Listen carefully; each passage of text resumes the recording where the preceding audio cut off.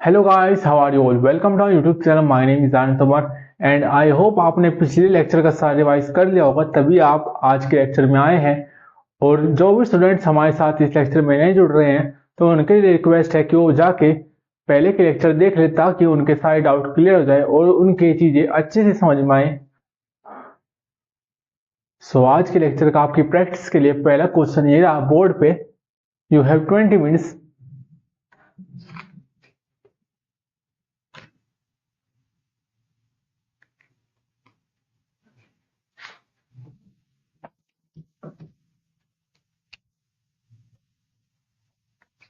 Time over and I hope सभी students ने इस क्वेश्चन को अच्छे से इंग्लिश में ट्रांसलेट कर लिया होगा।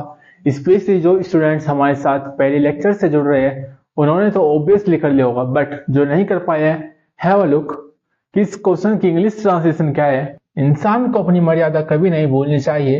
Human should not ever forget his limits, खासकर जब वह अच्छा ना दिखे। स्पेशली he does not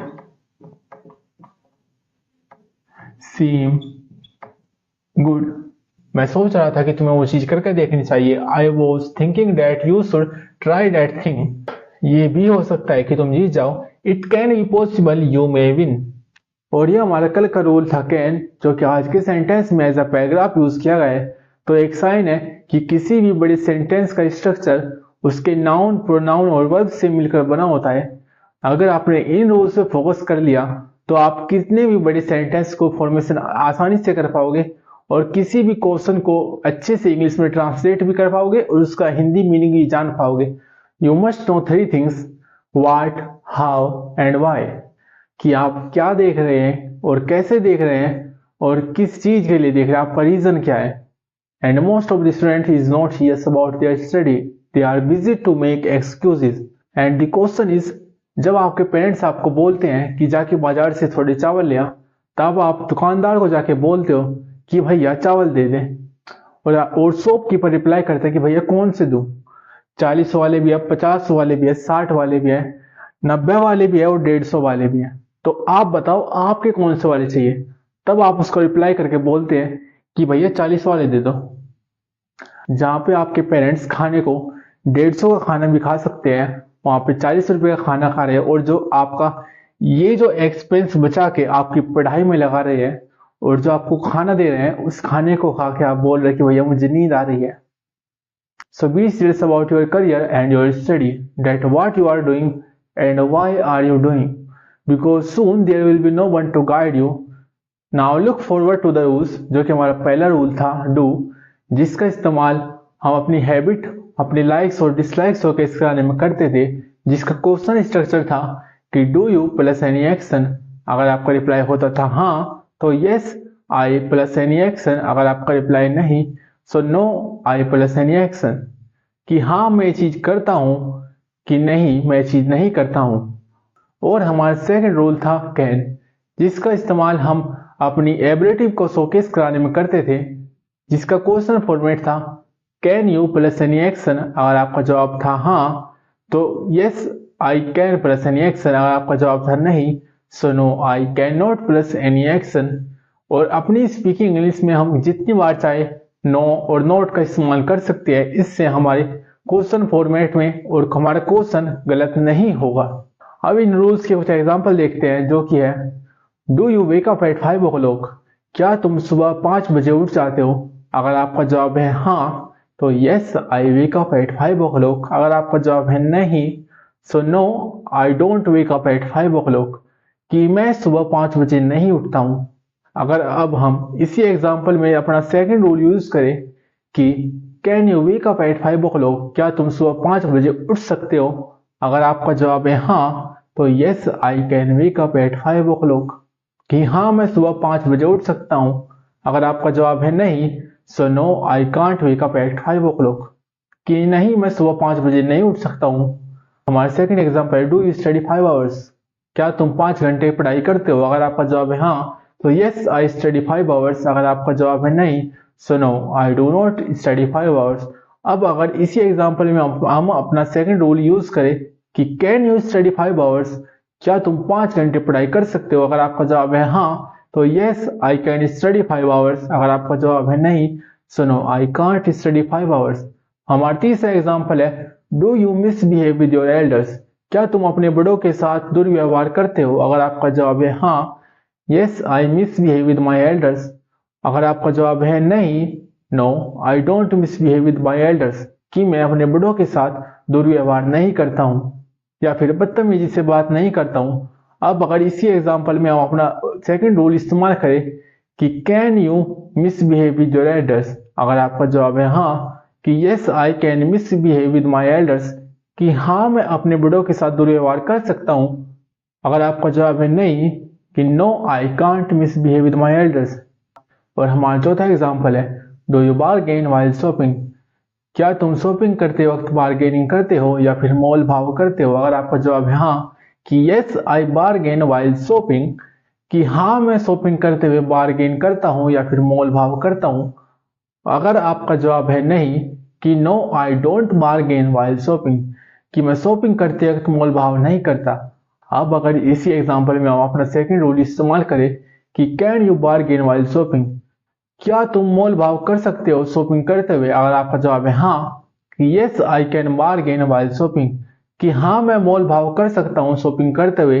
अगर आपका जवाब है नहीं कि no I can't bargain while shopping, कि मैं बार्गेनिंग नहीं कर सकता शॉपिंग करते हुए। Now we will see our next rule which name is are, which means something is still happening. इसका मतलब कि कोई चीज अभी प्रेजेंट में हो रही है जो कि ना कि पास्ट में कंप्लीट हुई ना कि फ्यूचर में होगी, जो कि चल रही है अभी एज ए मोशन में है। एज एन एग्जाम्पल कि मैं आपको अभी स्पोकन इंग्लिश का लेक्चर दे रहा हूँ जो कि अभी तक दिया नहीं है और अभी तक पूरा नहीं हुआ, जो कि अभी चल रहा है। तो ये स्टेट हमारी प्रेजेंट की है और ये ही इस रूल का यूज है। It's question format is are you plus an action, क्या आप ये चीज कर रहे हैं, जिसमें आपकी कोई भी चीज हो सकती है या फिर आपकी कोई डेली की एक्टिविटी हो सकती है। If you reply yes I M plus any action, कि हाँ मैं ये चीज कर रहा हूँ, जो कि कुछ भी हो सकती है। As an example I am singing a song, कि मैं गाना गा रहा हूँ। आई एम टीचिंग यू, कि मैं तुम्हें पढ़ा रहा हूँ। But if you reply no I am not plus any action, कि मैं ये चीज नहीं कर रहा हूँ। As an example I am not singing a song, कि मैं एक गाना नहीं गा रहा हूँ। I am not speaking English, कि मैं स्पोकन इंग्लिश नहीं बोल रहा हूँ। अब इसके कुछ एग्जाम्पल देखते हैं, जैसे कि are you bargaining with the shopkeeper, क्या तुम दुकानदार से मोल भाव कर रहे हो? If you reply yes I am bargaining with the shopkeeper, हाँ मैं दुकानदार के साथ मोल भाव कर रहा हूँ। If you reply no I am not bargaining with the shopkeeper, कि नहीं मैं दुकानदार के साथ मोल भाव नहीं कर रहा हूँ। These are not the real events which I am telling you. These are only the examples in which you convey all the message regarding the rules. And our second example is, are you studying spoken English? क्या तुम spoken English पढ़ रहे हो? If you reply yes, I am studying spoken English. हाँ मैं spoken English पढ़ रहा हूँ। If you reply no, I am not studying spoken English. नहीं मैं spoken English नहीं पढ़ रहा हूँ। अब हमारे नेक्स्ट एग्जाम्पल देखते हैं, are you misbehaving with your elders, क्या तुम अपने बड़ों के साथ दुर्व्यवहार कर रहे हो? इफ यू रिप्लाई यस, कि हाँ मैं अपने बड़ों के साथ दुर्व्यवहार कर रहा हूँ। If you reply no I am not misbehaving with my elders, कि नहीं मैं अपने बड़ों के साथ दुर्व्यवहार नहीं कर रहा हूँ। Let's finish this rule here and move forward to the important sentences. Now we will see some important sentences in our lecture and the first one is I am very grateful. This word we use between the friendship as an informal way, but we never use informal way. As an example, you go to your office and you meet your boss and you said this word that I am very grateful. You don't need to do this thing. There we have so many words we can use, but as an informal way, we always have to use I am very grateful because it shows that how capable we are to express our thing. And the second word is that's very kind of you. It means when someone does something to make us feel good. As an example, someone does something good for you and now you want to say this word that it is very kind of you कि तुमने मेरे लिए ये चीज की. And the third one is it meant a lot to me. It means affected strongly and emotionally. As an example, your known person did something really good for you in which you became emotional. It meant a lot to me that you have done this thing for me. I am very happy to see. And the fourth word is I can't thank you enough. It means more than capacity. As an example, one of your friends does something extraordinary for you which you have never accepted in your life, and then you use this word. Then you say, I can't thank you enough, which means what you have done for me, it is more than capacity. How many times I say thank you, it will be less, it is not enough. And the fifth one is words can't describe how thankful I am. It means extremely deep gratitude. As an example, you want to buy a new bike and you are saying this thing to your family members. They are not convincing by you, but one day when you come back to your house and then you see a new bike, then you use this word that words can't describe how thankful I am. कि मैं शब्दों में बयान नहीं कर सकता कि मैं कितना ज्यादा आपका आभारी हूं. And last one is I owe you one, which means you get favor from someone and now you are getting emotional and now you are saying this thing to one of your close friend. You require a help from someone to trouble out from the problem, and at the same time one of your friend help you as a favor, and you are saying that you have done this thing for me and soon I will do for you whenever you will require. So it is like to take favor and to give. So let's finish this lecture here and I meet you in the next lecture.